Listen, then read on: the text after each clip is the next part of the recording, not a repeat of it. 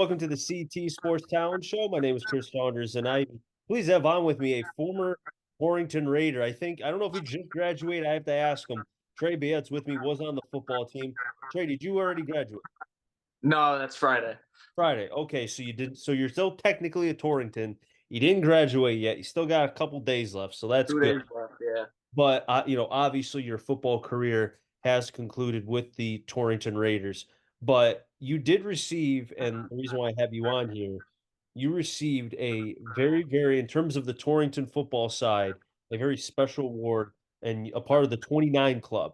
If you can kind of describe what that club is and the award itself. Yeah, I mean I'd say the simple definition is, or I'll go through the process. Coach Gaitan, he'll put together a few guys and the previous club inductees, winners. They kind of pick who they think the best fit for the award is, and I honorably got it. Yeah.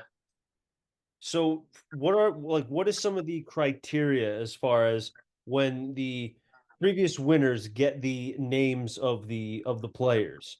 What kind of criteria are they looking for when they vote?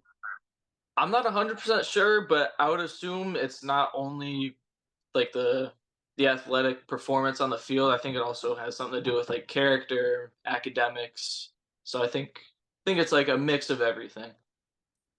When you found out, and I don't know if you found out if you were a part of the process or you didn't find out until after you won that you were even amongst the potential winners, but when you knew that, when you have conversations with Coach Gaitan, who's been a part of Torrington for many, many years and has done such a great job with the program, how did that make you feel?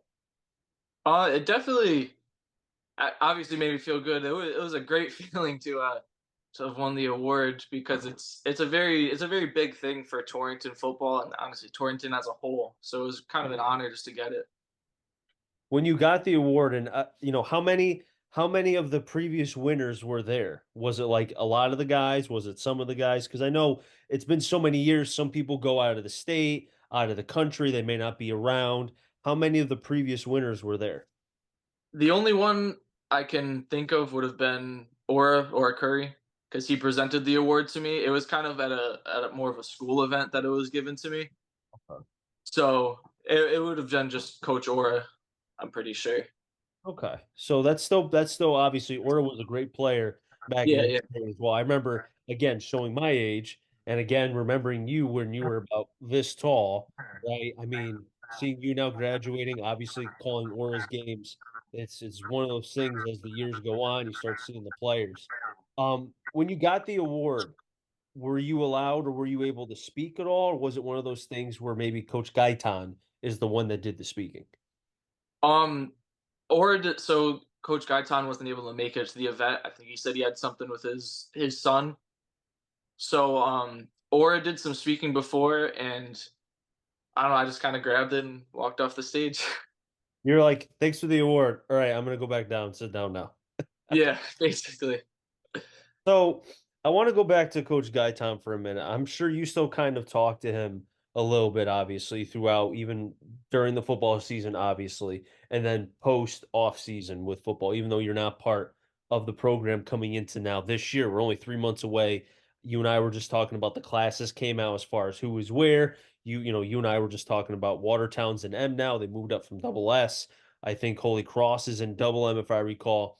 Um, have you been able to give anything more to the younger guys before you set out to go to Bentley in a little bit? Have you been able to talk to the guys at all?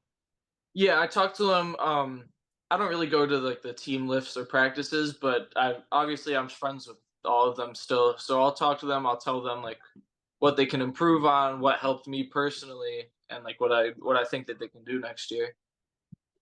How difficult, and I don't know if you are allowed or not allowed to go to the team lifts, but how difficult if you're not allowed because of obvious, you're not part of the team and such. I don't mean that in like a bad way. I mean just as Yeah. far as the coming year. I don't want to make it sound bad. Um, Uh, how difficult because football's been a part of your life. I remember since you were again wee tall. So how tough is it to be like dang, I can't like I'm not playing football. I'm not preparing for the next season. How tough is that? so I don't know. I think it's a good end. I've kind of come to it. I feel good about it. So I think I don't know, I still go to the gym too, so I still have some type of like fix with like lifting, that type of thing, training. So it honestly hasn't been that hard. When the season concluded and Torrington did not make the playoffs, but you guys still had, I think, what was a very good year, and obviously things to be able to improve on for the coming year. You had some injuries that were, hit the team pretty hard. Um, how long did it take you specifically to kind of come to terms, just like what you just said, where it's like, okay, I accept not playing, I'm ready to move on. How tough was that? When did you move on? It was a little weird because the first week it was almost like a relief. I was like, "Oh, I have like a life. It's not practice, 5 days a week or whatever." But then a month after, it kind of hit me that like I was done. But then after that month, it became easier again. Yeah. Do you think being able to go to the gym, like you just said, like, I know for myself, I stopped playing baseball obviously when I graduated from school. I played all the way through college. If I didn't have the gym, I would go stir crazy. I need something to kind of keep the energy out, obviously to be somewhat connected to the sport, even though I don't play.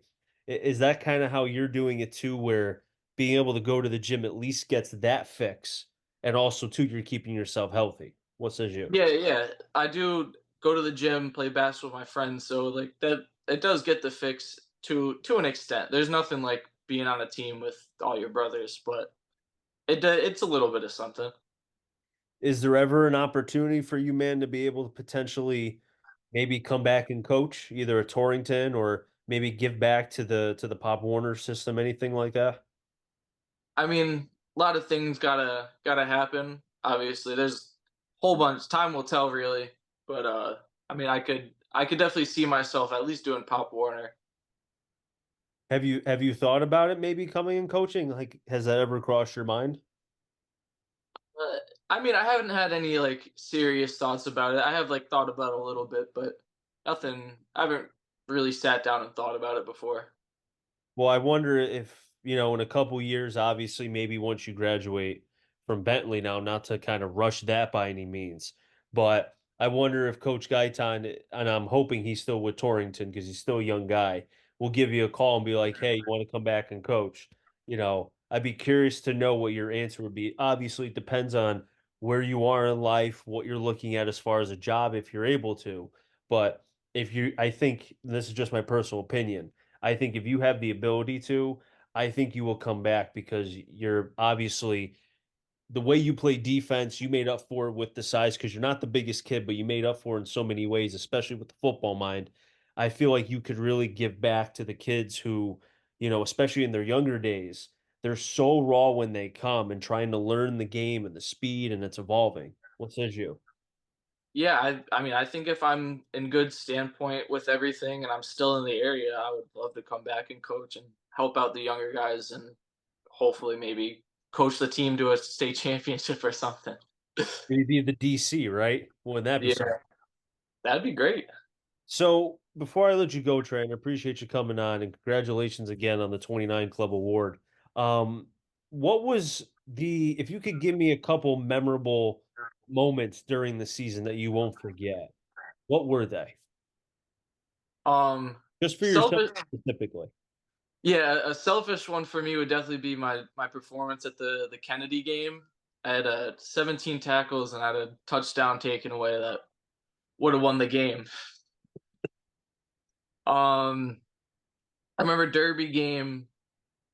Came off the edge at one side, and Matt Adams came at the other side, and he ran into I think it was Nick Bauer, and then me and him both collided, and that might have been the hardest I was ever hit. Who got up first? Surprising. Who got up, who got up first? You or him? I don't remember. Oh, that's not good then. No, that's not great. I'd have to go back on huddle for that one. We were both on the ground for a little while. You both were like, how many fingers am I holding? Three. No, Yeah, four. All yeah, right. something You like got to that. come out for a little bit. Now, was that one of the things that again, in talking with coaches as far as, preparing for Torrington, I know on the defensive side, you were one of the biggest players that people watched for because obviously your play style, you kind of, you were almost like the extension of a coach on the field. The way that you were able to kind of know what offense was coming. I mean, I know you watched a lot of film and such. Um, how was that kind of knowing like every time you played an offense, like I'm basically not to be cocky, but like you're the number one target, basically. Yeah, honestly, I would say it was a confidence booster. It made me feel great and it made me want to play up to that level. Like I wanted to be, I don't know, in my own head, like earn the title of being that team's number one target. Mhm. So, and I feel like I did that, yeah. In the final game against Watertown, when the clock hit zero and all that, what was the last conversation that you had as far as in season? What was the last thing that Coach Gaitan said to the team and then obviously to yourself privately? Um, I mean, I feel like it's cliche, but it was just a lot of like, I love you guys. You guys have came so far. I'm proud of what you guys did this season, that type of thing. And I mean, it was honestly the same thing with the one-on-one conversation. It was Mhm. you've came a lot from when he first met me, that type of stuff. Now, when he said that, what did he mean by that, if you can be specific? I mean, I definitely had well, a funny story. Sophomore year, he called me down to his office and he told me that he wanted me to start coming to the team lifts more because at the time I really wasn't going. And I told him I was like, "Oh, I have work." It was just an excuse on the spot. Yeah. And he was like, "All right, well, I guess." He told me, "You have your whole life to work. You only have so long to play football." And in the short term, it actually did the opposite effect that I think he wanted me to do because I just called my manager up and asked her to schedule me on Mondays, Wednesdays, and Fridays. But then after a little while, I kind of thought about it. I was like, I really do have my whole life to work and only this short amount of time to play football. Yeah. So I think since then, it's just been a process of kind Mhm. of being more dedicated to the sport until like this year, where I feel like I was all locked in on it. Now, this is just me thinking a little bit, but not to put words in Gaitan's mouth, but it almost felt like to me that he was saying, not to say so much to, and he's not telling people not to work. I think what he's trying to say is, as young men, learn how to structure yourself to be able to do school, because especially for kids who want to play in college, right? Depending on obviously if they could find work wherever they are, it's work, school, lift, and then same thing every single day, right? So Mhm. I almost wonder if he was saying to you, and he's probably had that conversation with others, try to balance the work side, try to balance the sports side, try to balance the school side because life's not going to get any easier once you graduate. I mean, I could tell you personally, every day is like I have no hair on my head. I'm sure your dad has no hair left on his head. That's why it's all in his beard, right? The stress just comes. I mean, do you think that's kind of what he was saying too? Maybe I'm wrong. No, no, no, I do think that's what he was saying, especially with the balancing school and everything else. One of the big things he'd always say is that you're a student athlete, the student part comes first. Mhm. So I do think it was something to do with like learning how to prioritize things how like you think they should be, but also like what makes sense if that makes sense. Yeah, no, it does. And again, that's why I have so much respect for Coach Gaitan and what he's done. I've known him going back to the APJ days and being able to see the program gets, not obviously so much better because they've always been very, very good. But during some of the lean years, like you could tell, and I could tell that you guys are progressively getting better, even if it's not showing up in the wins and losses. You can see it on the field. And I think Yeah. that's one of those good things. Before I let you go, Trey, one more thing. Football season's in a couple months as far as for the 2024 season. What are some players? Because I want to get Gaitan on here to kind of give a preview as far as for the upcoming season. What are some players I should kind of keep an eye on when I see the Torrington Raiders this upcoming year? It's hard to just name a couple because there's a lot of talented guys on that team. But Mikey Awa, quarterback, EJ and Hanson, I think could be the best running back duo in the NVL. And Dante Latina on defense, another great guy. And there's a whole bunch of them.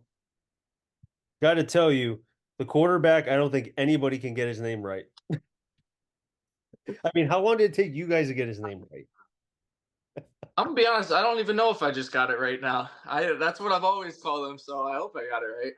You know what's funny is that right before the Naugatuck game, so I had listened to a couple broadcasts because before that game, you guys had some home games. So I would listen to WAPJ and I would listen to Art and Larry. I'm sure you know who they are.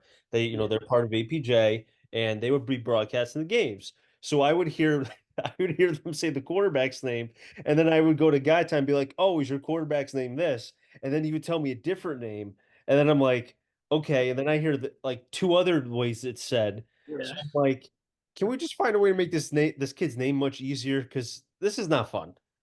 Yeah. Michael A. Yeah, just do Michael A, and then you got what, EJ and Hanson. There you go. Boom. Hmm?